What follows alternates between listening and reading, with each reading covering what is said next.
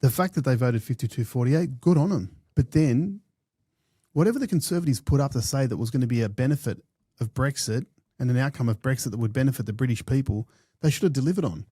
Post-Brexit, only Conservatives governed in the UK. That's right, but there were lots of Conservatives that were Remainers. I know, but the Conservatives had a massive majority in the House of Commons post-Brexit for an extensive period, correct? Yep. Up until they got wiped, and now they're probably going to get back. That's one of the reasons why they've been wiped. You know, the Conservatives are basically they're nearly in a death spiral. I know, but just work with me. And this is why. But they had a massive majority, so they should have implemented some of the outcomes to make sure that Brexit was beneficial to the British people. They didn't. They didn't control the borders. Correct. Right. Stammer's going to wear his own heat for his lack of implementing controls, but a lot of that potentially some of that he inherited, right? Yep. So they've just been diabolical.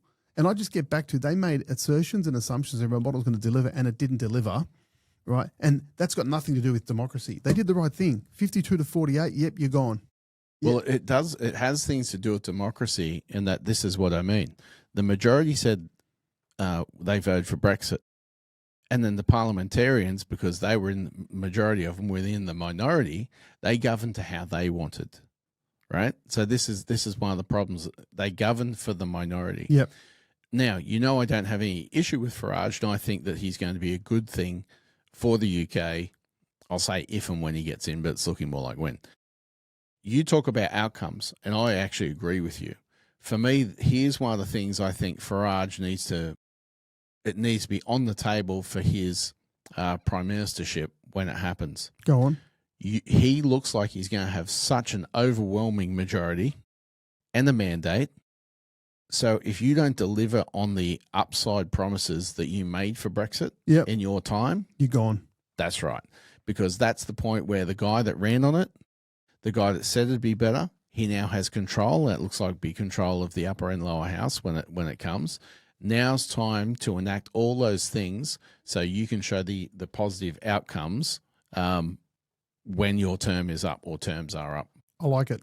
No, good discussion, Dave. So I want to just close out on a couple of things. So where have we landed in terms of, I actually think democracy is about participation, right? But then I think the mechanics of government and politics then weighs into it and spins it into a whole lot of drama for us. Unfortunately. And I think it was Churchill that said, democracy is the worst system except for all other systems of government. And that's probably a really good summation, right? Which is, it's flawed.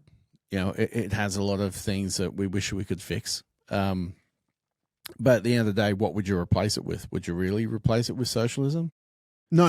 Fascism. But what I'm saying, no, you wouldn't. Yeah. But what I mean is for people listening, particularly the young ones, if you really think socialism, communism, and fascism works, you really need to dive into your history. I know. So,